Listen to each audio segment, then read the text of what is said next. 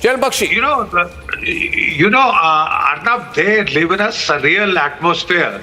They know what's up against them, but they have been getting away with a chutzpah approach of, daring do.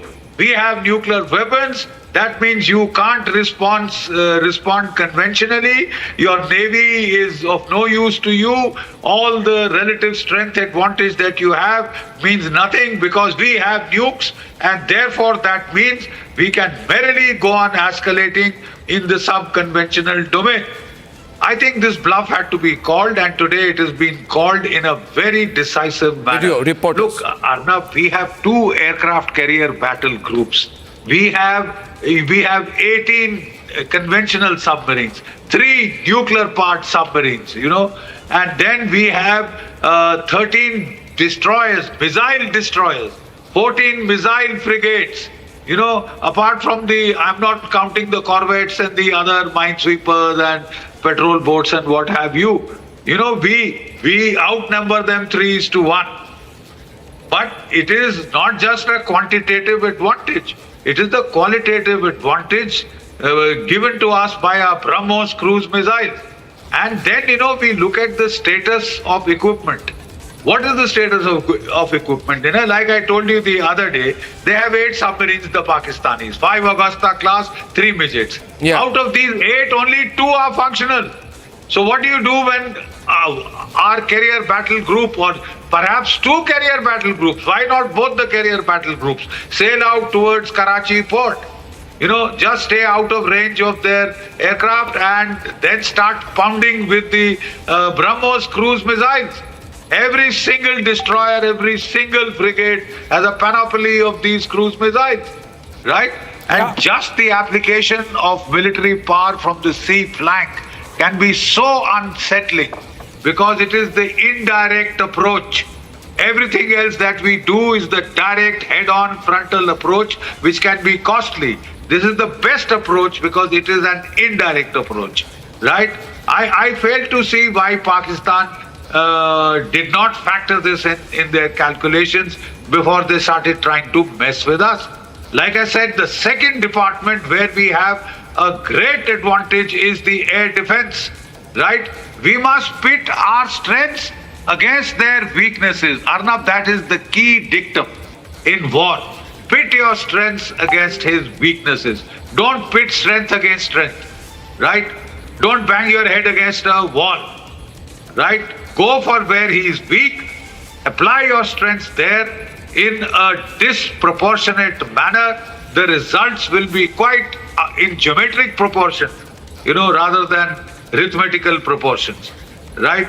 And the best target is the target of the enemy mind. In 71, we had for 8 months, 9 months, the Mukti Bahini had been harrying them. Did not let them sleep. And sleep loss began to tell on General Niazi. It impaired his judgment. And then we had followed it up, the coup de grace was pinpoint bombing of the governor's mansion in Dhaka, where there was a conference of the civil military taking place. We had wireless intercepts to tell us that this conference was taking place, and 4 MiG-21s armed with rockets were, sent in. General Jacob had gotten this tip-off, gave it to the Air Force. The Air Force sent 4 MiG-21s armed with, these 33mm rockets, and they flew down treetop level, maneuvered through the streets of Dhaka, got in position, blasted the rockets through the windows of that palatial governor's house. All the chandeliers came down, crashing down, half the roof fell down, and the entire august body of General Niazi, the governor, and they all, Adam Malik, they all ducked under that mahogany table to save themselves. That is the time, General Niazi started sobbing like a baby. And his, Colonel Sadiq Salik, his press advisor, told him, sir, मत करो sir, ये hanky लो, सारे civilian देख रहे हैं, So that man said, भाड़ में जाए civilians, मार दिया, पिंडी में बैठे हरामजादों ने मार दिया. That was the state of collapse.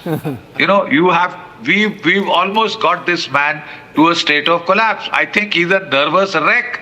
The way he's been behaving, the erratic decisions that he has been taking, that is the way to go about it. Last time the Mukti Baini harried them for 8 months, gave them sleepless night. This time it is the Baluch Liberation Army. It is the Tehreek-e-Taliban Pakistan. And to cap it all, they have the Pashtuns. The Pakistanis grandiosely bombed them with their F-16s, grandiosely bombed 2 Afghan villages, killed 52 women and children. You think the Pathans are happy about it? They have a tradition of badal. I am a Hindu Pathan myself, Arnab, and the tradition of vengeance, the tradition, blood feuds are carried along for 6, 7, 8 generations.